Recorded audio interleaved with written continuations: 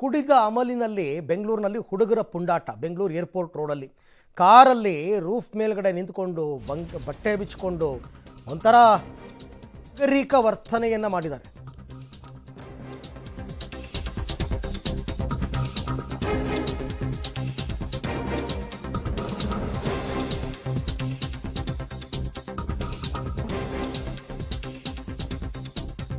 ಕುಡಿದ ಅಮಲ್ನಲ್ಲಿ ರಸ್ತೆ ಮಧ್ಯೆ ಹುಡುಗರ ಹುಚ್ಚಾಟ. ಕಾರ್ ರೂಫ್ ಮೇಲೆ ಹತ್ತಿ ಡ್ಯಾನ್ಸ್ ಮಾಡಿದ್ದಾರೆ.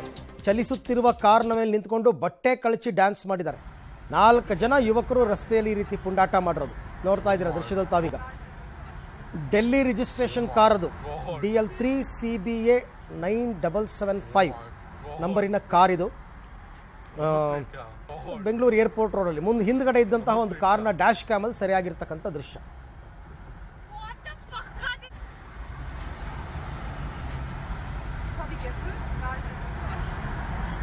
Oh my god. Oh my god. Shit.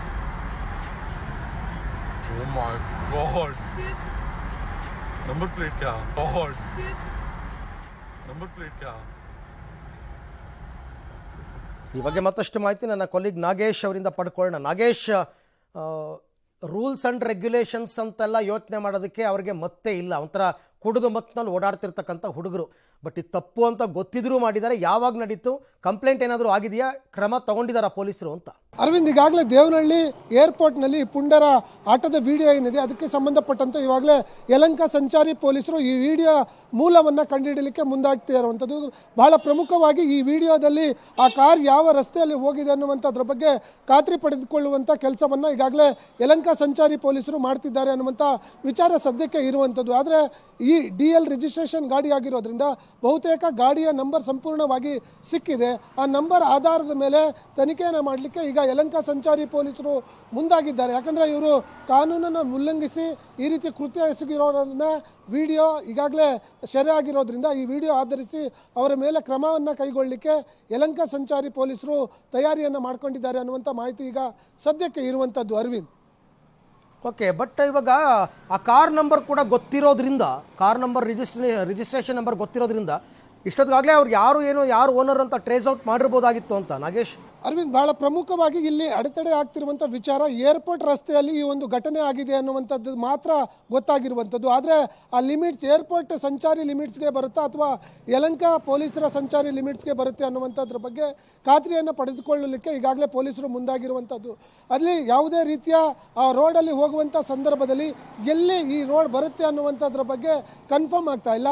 ಆ ಕಾರಣಕ್ಕಾಗಿ ಪ್ರತ್ಯೇಕವಾಗಿ ಯಾವ ಲಿಮಿಟ್ಸಲ್ಲಿ ಈ ಒಂದು ಘಟನೆ ಆಗಿದೆ ಅನ್ನುವಂಥದ್ದನ್ನು ಖಾತ್ರಿಪಡಿಸಿಕೊಂಡು ನಂತರ ಅವರ ವಿರುದ್ಧ ಕ್ರಮ ಕೈಗೊಳ್ಳಲಿಕ್ಕೆ ಪೊಲೀಸರು ಮುಂದಾಗಿದ್ದಾರೆ ಅನ್ನುವಂಥ ಮಾಹಿತಿ ಈಗ ಸದ್ಯಕ್ಕೆ ಇರುವಂಥದ್ದು. Arvind, okay Nagesh, thank you. ತಮ್ಮೆಲ್ಲ ಮಾಹಿತಿಗೆ ಧನ್ಯವಾದ. ನೋಡಿ, ಪೊಲೀಸರು ನಿಮ್ಮ ಲಿಮಿಟ್ಸಿಗೆ ಬರುತ್ತಾ ಇದನ್ನೇ ನೋಡ್ಕೊಂಡು ಕೂತಿರ್ತೀರೋ ಅಥವಾ ಯಾರಾದರೂ ಒಬ್ಬರು ಆ ನಂಬರ್ನ ಟ್ರೇಸ್ ಔಟ್ ಮಾಡಿ ಕಾರ್ ಮಾಲೀಕರು ಯಾರು, ಅದು ಎಲ್ಲಿ ಹೋಗ್ತಾ ಇತ್ತು, ಆ ಹುಡುಗರು ಯಾರು ಅಂತ ಪತ್ತೆ ಹಚ್ತೀರಾ?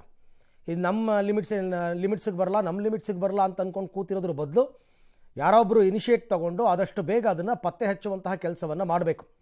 ಇದು ಹೆಂಗೆ ಅಂತಂದರೆ, ಇದು ಬೇರೆಯವರು ಕೂಡ ಇದೇ ರೀತಿ ಪ್ರವೋಕ್ ಆಗ್ತಾರೆ. ಇದನ್ನು ನೋಡಿದ್ರೆ ಇನ್ಯಾರೋ ಒಬ್ಬರು, ಈಗ ಸನ್ ರೂಫ್ ಎಲ್ಲ ಕಾರ್ಗಳಲ್ಲೂ ಇರುತ್ತೆ, ಇನ್ಯಾರೋ ಒಬ್ಬರು ಬಂದು ಇನ್ನೊಂದು ಈ ಥರ ಮಾಡಿದ್ರೆ ಇದಕ್ಕೆಲ್ಲ ಅವಕಾಶ ಕೊಡಬಾರ್ದು. ಅಂತಂದರೆ ಮೊದಲು ಸ್ಟ್ರಿಕ್ಟ್ ಆ್ಯಕ್ಷನ್ ತೊಗೋಬೇಕು.